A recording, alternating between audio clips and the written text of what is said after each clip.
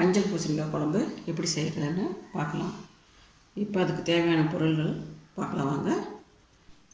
மஞ்சள் பூசணிக்காய் 1/2 கிலோ, சின்ன வெங்காயம் 100 கிராம், 2 பச்சை மிளகா, 2 பூண்டு பல் தட்டி வச்சுக்கோங்க, 50 கிராம் வேர்க்கடலை,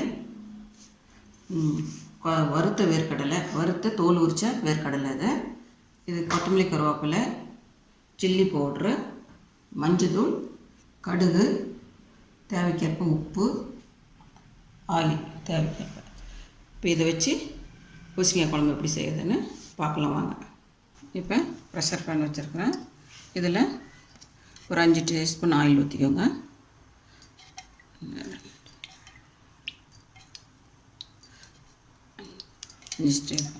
ஆயில் ஊற்றி வச்சு இந்த ஆயில் காஞ்சதுனால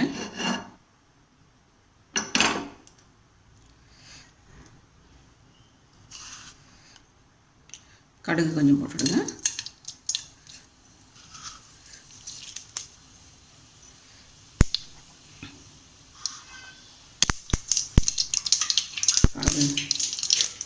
கடுகு போட்டுட்டு இப்போ நம்ம வெங்காயம், பச்சை மிளகா, பூண்டு எல்லாம் ஆட் பண்ணிக்கலாம்.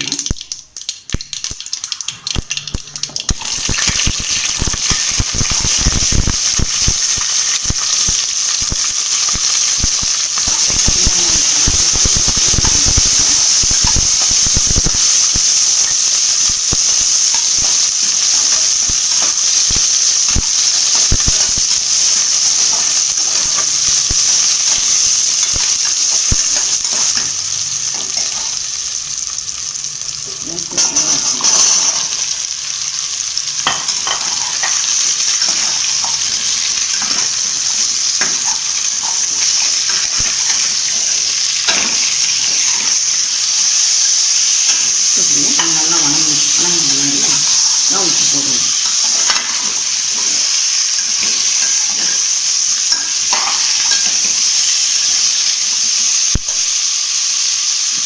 நல்லா வணங்கும். பூசணிக்காய் வணங்கிடுச்சு ஓரளவு. இப்போ உப்பு ஆட் பண்ணணும்.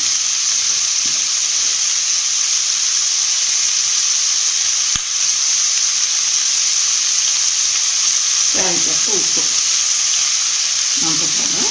இது கரெக்டாக இருக்கும். உப்பு போட்டாச்சு. இது ஒரு 2 மினிட்ஸ் வணங்கிட்டு வச்சுக்கோங்க.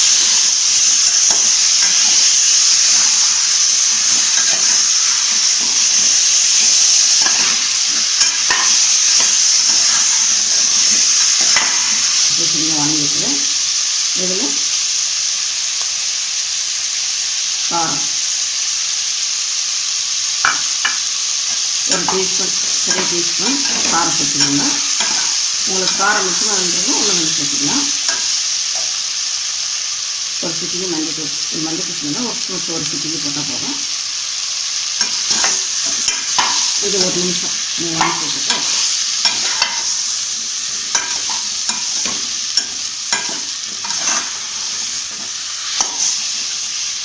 இது 1 நிமிஷம் ஆகிடுச்சுட்டா இதில் தண்ணி கொஞ்சம்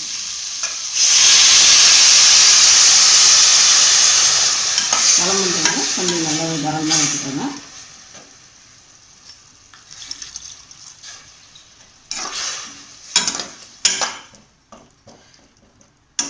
தண்ணி ஊற்றுற மாதிரி பூசணிக்காய் ஊற்றுற மாதிரி தண்ணி ஊற்றிக்கோங்க.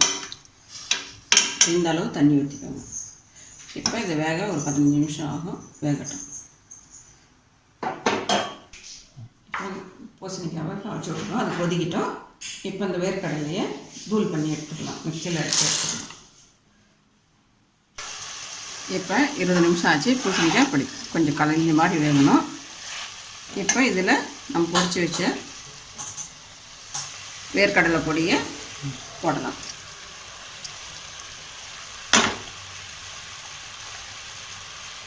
இப்போ இந்த ட்ரை ஆகிட்டதுனால இது தேவையான அளவு தண்ணி ஊற்றி குழம்பு விட்டுவிட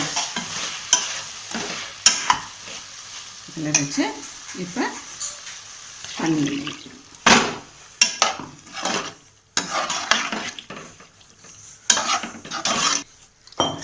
ரொம்ப லிக்விடாக வேணுன்னா தண்ணி ஆட் பண்ணிக்கோங்க. இல்லை கொஞ்சம் மீடியமாக வேணும்னாலும் அவங்க விருப்பத்துக்கு ஏற்ற மாதிரி அதை லிக்விட் பண்ணிக்கிறது.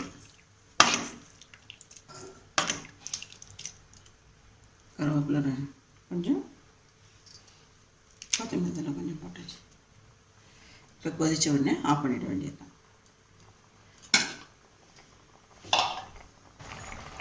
இப்போ குழம்பு கொதிச்சிடுச்சு. இதில் முன்ன பூசணிக்காய்க்கு மட்டும் உப்பு போட்டால் இப்போ குழம்புக்கு லைட்டாக உப்பு போட்டு இறக்கிறேன்.